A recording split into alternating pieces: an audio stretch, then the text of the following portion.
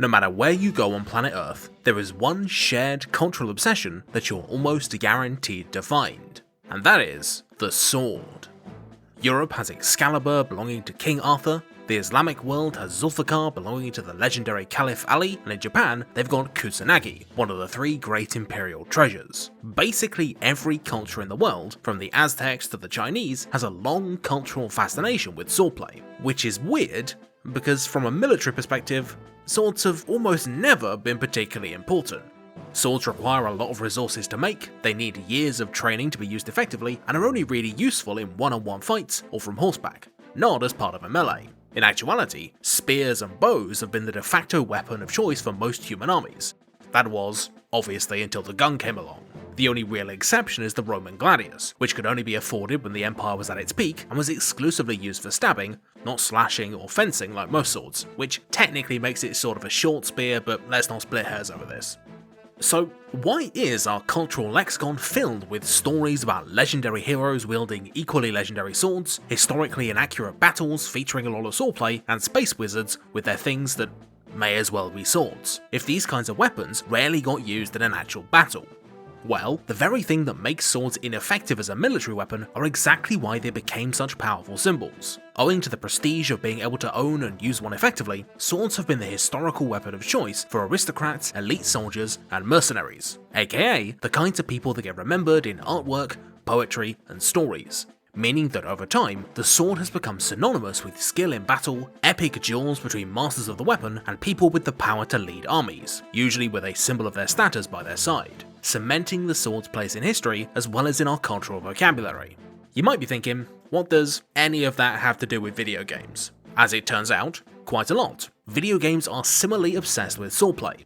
From Ninja Gaiden to The Legend of Zelda to the very best of Souls-likes, chances are if a game has a legendary hero, a master of the martial arts, or a deadly villain, they're gonna fight with a sword, even when it doesn't really make sense, because swords are cool and the people who use them are important. I think the key to translating the high drama of all good sword fights into video game form lies in this feeling of you and your actions feeling important, where destiny hangs in the balance and a single move holds the difference between victory and defeat. When a game fails to make you feel powerful, and instead makes you feel like your actions don't matter, it's irrelevant how well thought out the level design is or how balanced the combat systems are. It'll never be able to replicate the cinematic joy of a good old-fashioned sword fight. Take an Elder Scrolls game for example. Even a regular bandit coming at you with a sharp stick can easily withstand multiple direct hits from your weapon, barely even flinching at being stabbed in the chest and doing similarly negligible damage to you in return, meaning you just sort of stand there spamming the attack button until one of you falls over.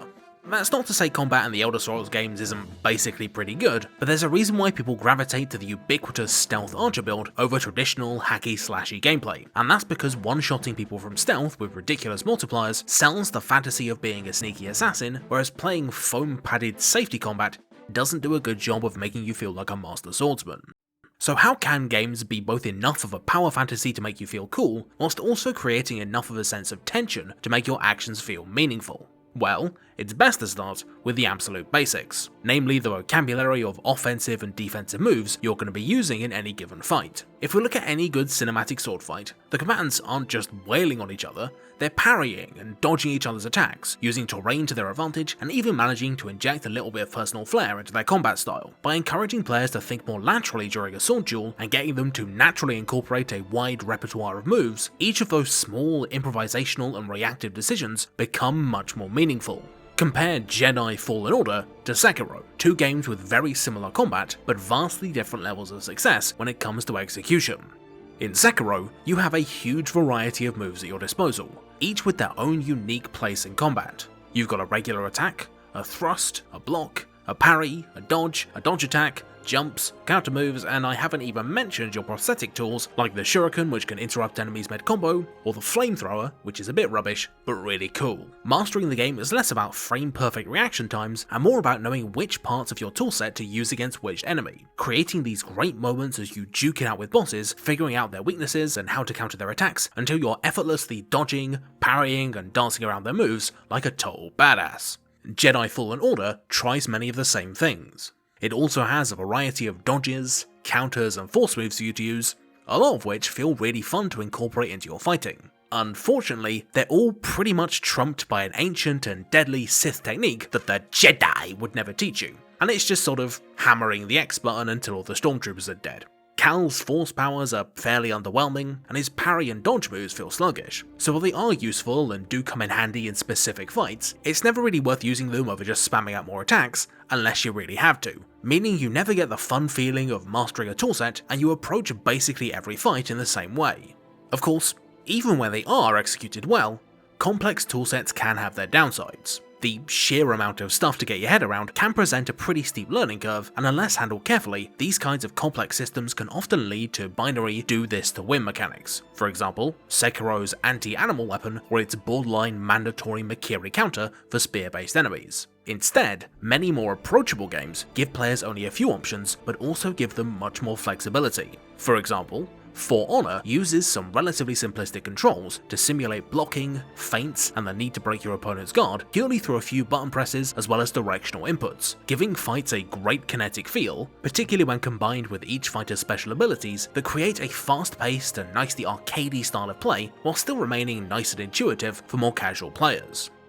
However, simple control schemes don't necessarily mean less nuanced gameplay. In fact, some games can only have a few core moves, but still manage to create an incredible level of depth from them. Metal Gear Rising: Revengeance, the greatest named video game of all time, does just that. Raiden's toolset is fairly basic, consisting of light and heavy attacks, a parry, and a special slow-mo move called Blade Time, but it's in how you fit these things together that the true depth of the game shines. Light attacks are better at staggering enemies and breaking through their defenses, while heavy attacks lay down the hurt, and the brilliant Blade Time mechanic lets you tactically destroy enemy weapons, cut apart their armor, and even chop off limbs to shift the battle in your favour. It's a testament to just how well these simple series of moves organically fit together and flow into graceful but deadly combat that despite beating Rising 3 times, I could not tell you a single combo in that game.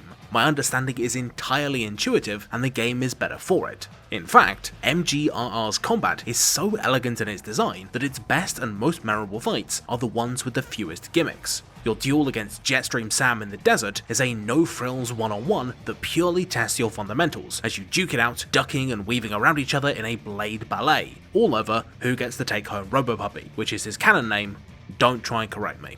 However, a perception of skill isn't the only factor when it comes to the fun of swordplay. You also need to feel powerful and like you're up against equally deadly foes.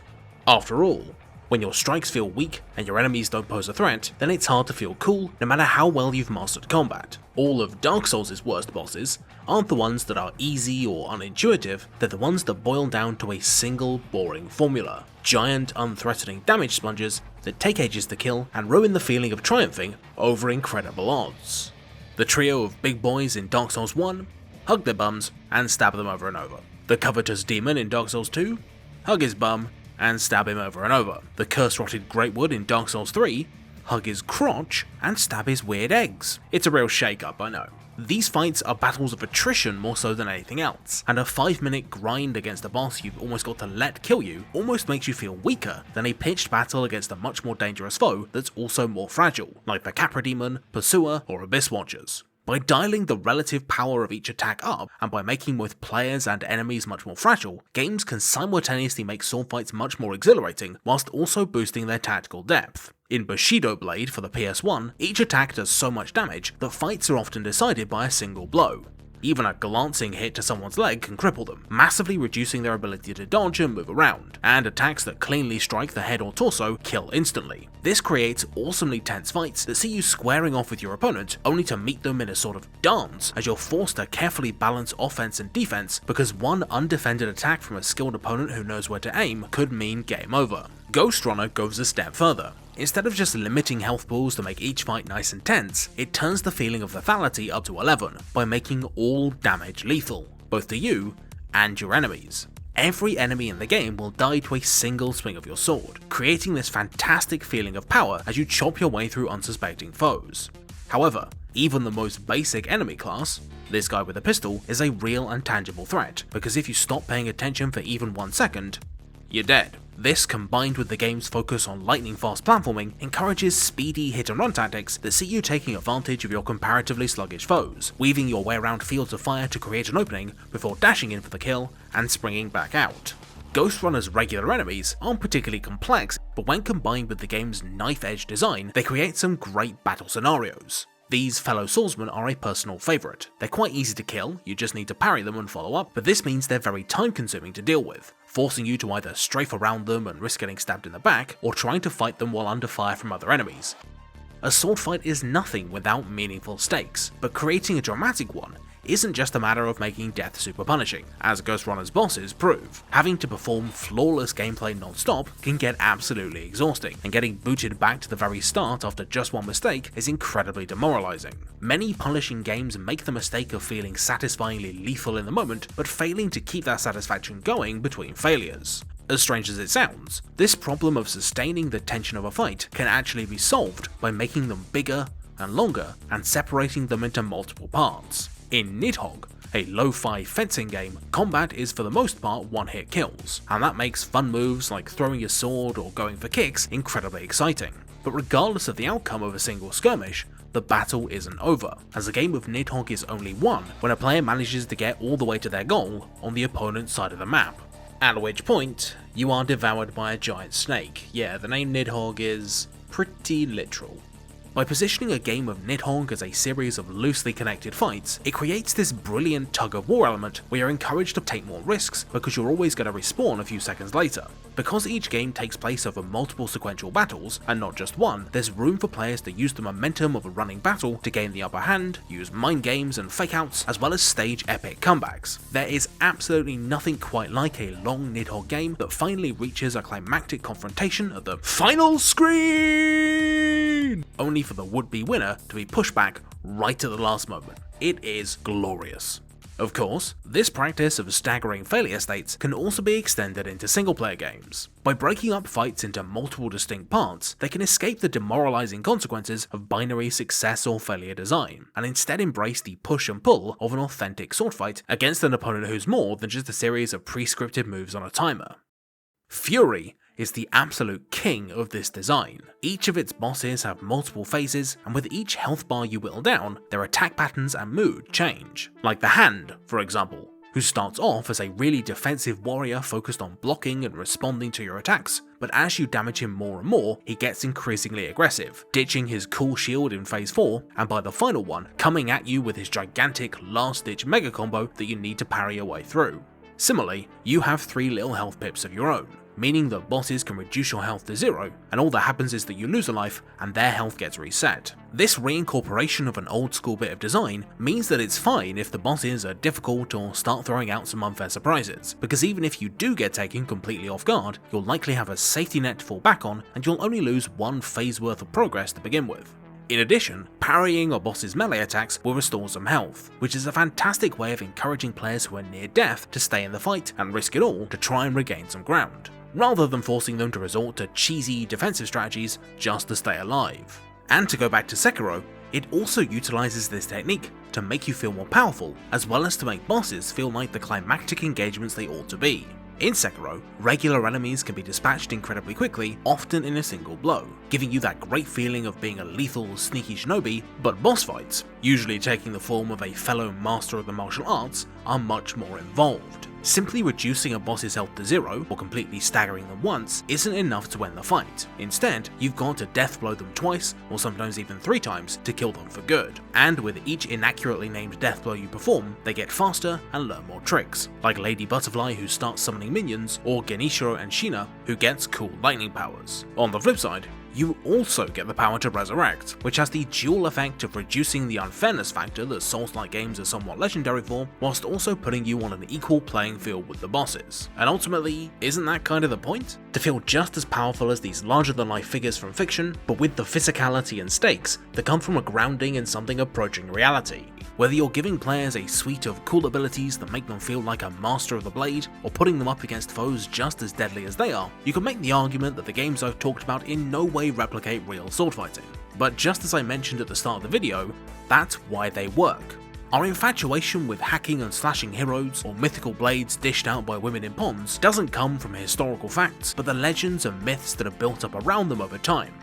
The fun of swordplay in my mind doesn't come from brutal wars where you die instantly in a medieval meat grinder, though they can be fun too, but the opportunity to put myself in the shoes of those same heroes and feel for a moment like I'm part of a larger-than-life epic all of my own. Maybe in 1,000 years or so, some wise scholar will dig up a copy of Dark Souls and wonder, yeah, what was the deal with those archers in Analondo? What were those dum-dums in the Dark Ages thinking? Maybe we were never meant to know. Cool swords though.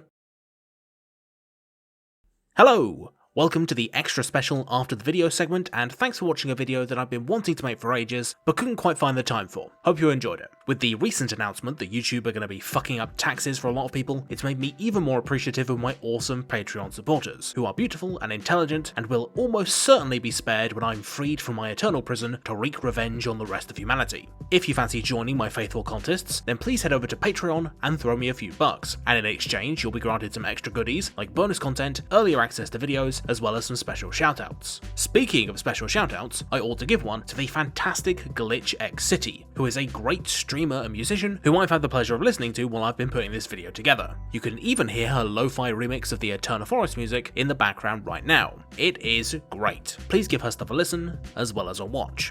But I would be remiss if I didn't also point you in the direction of my wonderful, fantastical, top-tier patrons, who are Alex Deloche, Alex Vieira, Andrew Lebrano, Asaran, Ashley Shade, Alsikav, Big Chess, Brian Otariani, Konstantin Punkt, Cosmix360, Daniel Medjes, David Setzer, Dirk Jan Karambeld, Ekton, Edward Franklin Woods, Eugene Bulkin, Evie, Philip Magnus, Gazkul, George Sears, Gretar Hannison, Jacob Dillon Riddle, Joey Bruno, Jordan Gear, Jorge Arrea Navarro, apologies for my original terrible pronunciation, Joshua Binswanger, Kai Gillespie, Lee Berman, Lucas Slack, Mace Window 54, Max Filipov, NWDD, Nate Graff, Patrick Bromberg, Philby the Bilby, Prospero, Petter Sasbo Daniel, Redadex, Regal Regex, Ray's Dad, Sheldon Hearn, Simon Jacobson, Steve Riley, Strateger in Ultima, The Forbidden Shrimp, Tyler Duncan, Zerkane, and Chow. Okay, thanks for watching, and I will see you as soon as possible. Bye!